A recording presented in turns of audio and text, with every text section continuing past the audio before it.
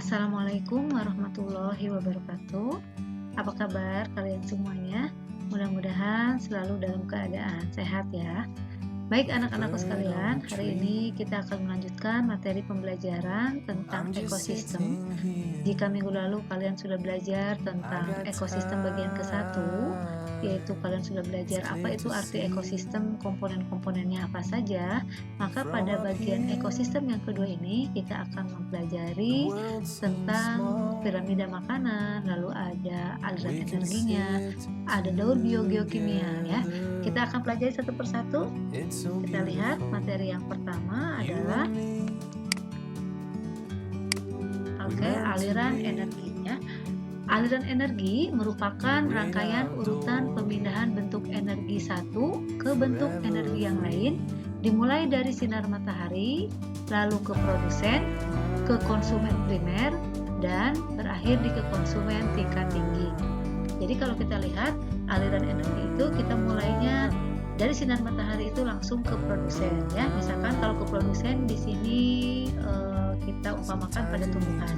Lalu produsen ini akan masuk ke konsumen primer atau konsumen tingkat 1, lalu ke konsumen sekunder, ke konsumen tersier ataupun ke konsumen yang paling tinggi. Nah, kita lihat bahwa di aliran energi ini kita akan mempelajari tentang rantai makanan, jaring-jaring makanan, dan piramida ekologi. Oke, kita bahas yang pertama dulu, yaitu rantai makanan.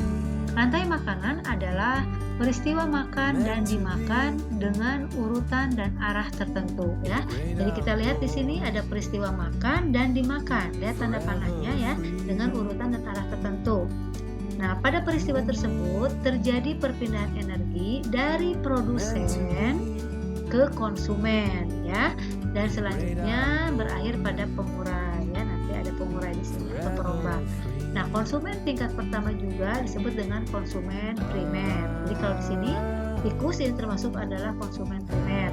Lalu di sini ada konsumen tingkat ketiga yang disebut dengan konsumen tersier. Kalau yang tingkat kedua disebutnya adalah konsumen sekunder. Nah, tingkatan-tingkatan dalam rantai makanan ini disebut dengan tropik. Nah, seperti itu ya. Lalu kita lanjutkan ke jaring-jaring makanan. Nah, dalam ekosistem, kalian harus bisa membedakan apa bedanya rantai makanan dengan jaring-jaring makanan. Kalau rantai makanan tadi urutannya itu seperti ini ya, lurus ya, jadi ada peristiwa makan dan dimakan. Ini kita lihat urutannya seperti ini. Nah, kalau di jaring-jaring makanan, ini urutannya seperti siklik ya, ada dalam bentuk lingkaran ya. Jadi dalam ekosistem itu suatu organisme tidak hanya makan satu jenis makanan saja, dan juga dapat dimakan oleh beberapa jenis pemangsa. Oleh karena itu, terjadilah beberapa rantai makanan yang saling berhubungan. Sekumpulan rantai makanan yang saling berhubungan inilah yang disebut dengan jaring-jaring makanan. Nah, kita lihat di sini ada bunga sepatu sebagai produsen.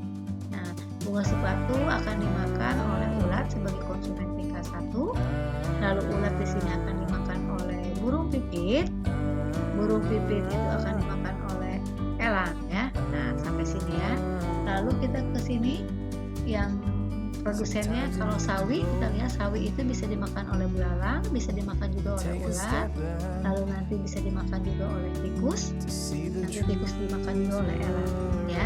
Di sini belalang bisa dimakan oleh burung pipit, bisa dimakan oleh katak, nanti katak akan dimakan oleh burung elang. Nah, disinilah burung elang sebagai konsumen yang paling tinggi tingkatannya. Baik, kita lihat selanjutnya adalah piramida ekologi. Nah, struktur tropik pada ekosistem dapat disajikan dalam bentuk piramida ekologi. Jadi, piramida ekologi itu adalah gambaran susunan antar tropik yang dapat disusun berdasarkan kepadatan populasi berat kering maupun kemampuan menyimpan energi pada tiap tropik. Nah, di dalam piramida ekologi ini kita akan membahas bagaimana piramida jumlah, piramida biomasa, dan piramida energi. Nah, kita bahas yang pertama dulu, yaitu piramida jumlah. Nah, piramida jumlah, organisme di tingkat tropik pertama biasanya paling melimpah ya. Jadi organisme pada tingkat tropik pertama itu yang paling melimpah. Sedangkan organisme di tingkat tropik kedua, ketiga, dan selanjutnya itu dapat berkurang. Dengan demikian dapat dikatakan bahwa jumlah tumbuhan lebih banyak daripada jumlah organisme herbivor dan seterusnya. Kalian bisa lihat di sini ya, di produsen ini jumlahnya paling banyak.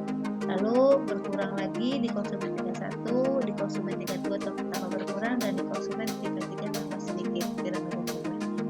Itu ya, yang disebut dengan piramida jumlah. Selanjutnya ada piramida biomasa. Nah, biomasa itu sendiri adalah ukuran berat materi hidup di waktu tertentu. Nah, piramida biomasa berfungsi menggambarkan perpaduan massa seluruh organisme di habitat tertentu dan biasanya dinyatakan dalam graf. Kalian lihat di sini ada tingkat tropik mulai dari produsen, konsumen primer, konsumen sekunder, dan konsumen tersier. Ya, semakin ke atas semakin berkurang biomasa. Ini hampir sama seperti piramida jumlah. Ya. Selanjutnya ada piramida energi. Nah, untuk piramida energi ini dibuat berdasarkan observasi yang dilakukan dalam waktu yang lama. Nah, piramida energi mampu memberikan gambaran paling akurat tentang aliran energi dalam ekosistem. Pada piramida energi, terjadi penurunan jumlah energi berturut-turut dari tingkat tropik terendah sampai tingkat tropik tertinggi. Jadi ini yang paling rendah, misalkan di sini ada 10.000 Joule energinya produsen, lalu ke konsumen tingkat 1 menjadi 1.000, ke konsumen tingkat 2 menjadi 100, dan ke konsumen tingkat 3 menjadi 10 Joule. Seperti itu ilustrasi pada piramida. Selanjutnya kita bahas tentang suksesi primer. Pada ekosistem ada yang disebut dengan suksesi primer yang terjadi ketika komunitas awal terganggu, ya, komunitas awal terganggu dan mengakibatkan hilangnya komunitas awal tersebut secara total, sehingga di tempat komunitas asal tersebut akan terbentuk substrat dan habitat baru, ya. Jadi karena si komunitas awalnya terganggu, maka akan terbentuklah di komunitas asal tersebut akan terbentuk substrat dan habitat baru. Nah, gangguan ini dapat terjadi secara alami, misalnya tanah longsor, ya, akibat dari tanah longsor, letusan gunung berapi, endapan lumpur yang baru di muara sungai, dan endapan pasir di pantai. Jadi suksesi primer ini terjadi secara alami. Nah, lalu ada suksesi sekunder. Nah, kalau suksesi sekunder dalam suatu ekosistem alami mengalami gangguan, baik secara alami ataupun buatan manusia, dan gangguan tersebut tidak merusak total tempat tumbuh organisme yang ada, sehingga dalam ekosistem tersebut substrat lama dan kehidupan lama masih ada. Jadi berbeda dengan suksesi primer yang tadi itu mengalami gangguan ya secara alami sehingga akan habis ya pada ekosistem awalnya. Sedangkan pada suksesi sekunder, ekosistem yang awalnya tidak punah secara keseluruhan. Ya, jadi dalam ekosistem tersebut masih ada tersisa. Contohnya di sini gangguan alami misalnya banjir, gelombang laut, kebakaran, angin kencang, dan gangguan buatan seperti penebangan hutan dan pembakaran panen minyak dan sebagainya. Nah, ini adalah tahapan-tahapan suksesi. Kita lanjutkan pada ekosistem bagian kedua ini, yaitu dengan daur biogeokimia. Kalian perhatikan di sini ada 5 daur biogeokimia. Nanti kita akan bagi 5 kelompok ya. Masing-masing kelompok membuat satu buah daur berupa daur fosfor atau daur nitrogen, daur sulfur, daur karbon ataupun daur hidrogen dalam bentuk 3 dimensi ya. Nanti kita akan buat tugas kelompoknya. Oke, kita bahas dulu apa itu daur biogeokimia. Nah, daur ulang air dan komponen-komponen kimia atau unsur kimia yang melibatkan peran serta dari makhluk hidup termasuk manusia dan bebatuan atau geofisik. Nah, daur biogeokimia yang memiliki peranan yang sangat penting bagi kehidupan manusia ini ada 5 tadi ya, ada daur fosfor, daur nitrogen, daur sulfur, daur karbon, dan daur hidrogen atau lebih dikenal dengan daur air. Oke, kita bahas satu persatu. Daur fosfor itu merupakan salah satu jenis elemen yang penting dalam kehidupan. Nah, sebab semua makhluk hidup membutuhkan fosfor yang berbentuk ATP atau adenosin trifosfat yang berguna untuk sumber energi metabolisme pada sel. Nah, fosfor berbentuk ion yaitu ion fosfat atau PO4 3-, ya. Ion ini terdapat dalam bebatuan. Jadi si fosfat ini adanya dalam bebatuan, ya. Ion ini terdapat dalam bebatuan akibat dari terjadinya erosi dan pelapukan, kemudian fosfat akan terbawa ke arah sungai, ya. Si fosfat ini akan terbawa ke arah sungai, lalu nanti akan melakukan pelapukan sampai ke laut. Setelah dari sungai dia akan masuk ke laut yang membentuk sedimen.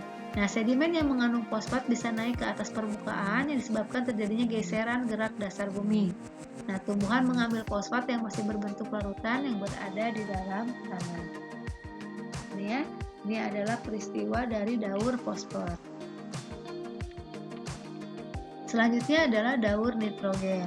Nah, untuk daur nitrogen ada 4 tahapan. Yang pertama adalah fiksasi, lalu ada amonifikasi, ada nitrifikasi, dan ada denitrifikasi.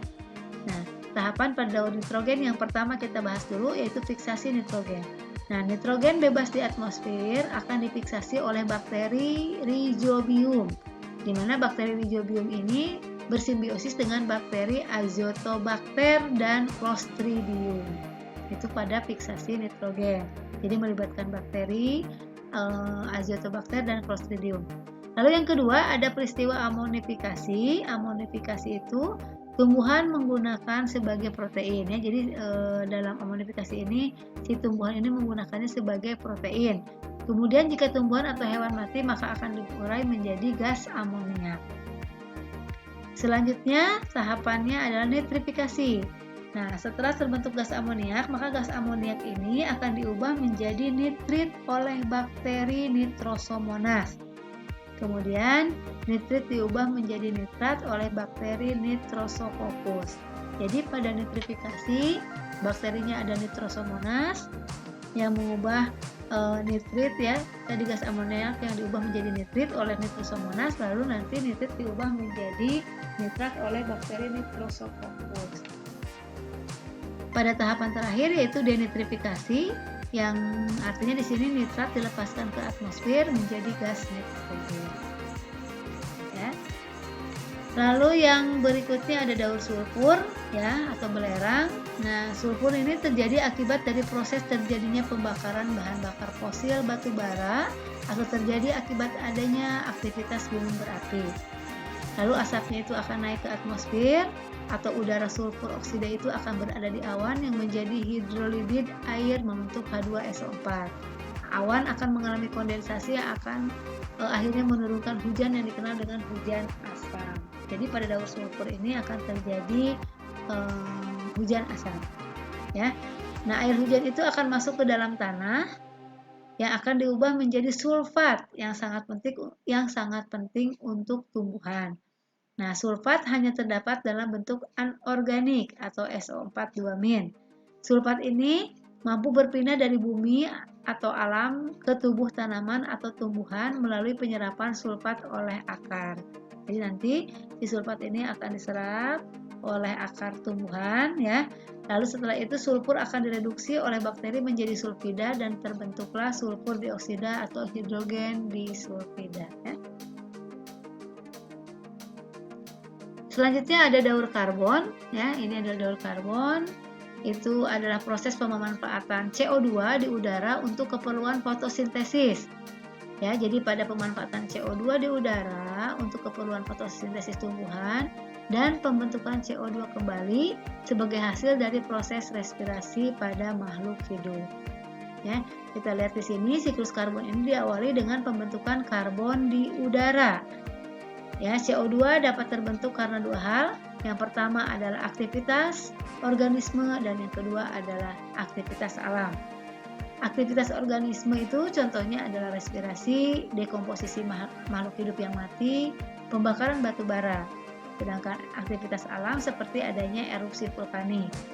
Nah, CO2 ini dimanfaatkan tumbuhan untuk fotosintesis dengan hasil akhir, yakni amilum dan oksigen. Oksigen digunakan untuk respirasi menghasilkan H2O dan CO2. Begitulah seterusnya ya. Jadi ini pada daur karbon. Yang terakhir adalah daur hidrogen atau disebut dengan daur air. Nah, di sini biasanya menyebabkan terjadinya proses hujan ya. Jadi uap air yang terdapat di atmosfer itu uap air ini berasal dari air laut dan air daratan yang menguap karena akibat terkena panas yang berasal dari matahari. Namun pada umumnya uap air yang ada di atmosfer hanya terdapat di uapan air laut, sebab luas laut mencapai 3/4 luas permukaan bumi. Terkondensasinya uap air di atmosfer akan mengubah menjadi awan, yang akhirnya awan-awan tersebut akan berubah menjadi hujan. Air hujan yang telah turun di muka bumi akan masuk ke dalam tanah, dan pada akhirnya air tanah ini akan terbentuk menjadi air tanah di permukaan ya. Air yang ada dalam tanah akan diserap oleh tumbuhan melalui pembuluh yang ada dalam tubuh, lalu transpirasi uap air akan dilepaskan oleh tanaman atau tumbuhan ke atas atmosfer. Ya, jadi transpirasi penguapan dalam ekosistem darat bisa mencapai 90% yang dilakukan oleh tumbuhan. Oke ya, ini adalah peristiwa daur hidrogen atau dikenal dengan daur air. Baik anak-anakku sekalian, demikian penjelasan tentang ekosistem bagian yang kedua yang kita sudah bahas tadi, mulai dari piramida energi, rantai makanan, jaring-jaring makanan, aliran energinya, lalu siklus biogeokimia. Mudah-mudahan bermanfaat. Terima kasih. Assalamualaikum warahmatullahi wabarakatuh.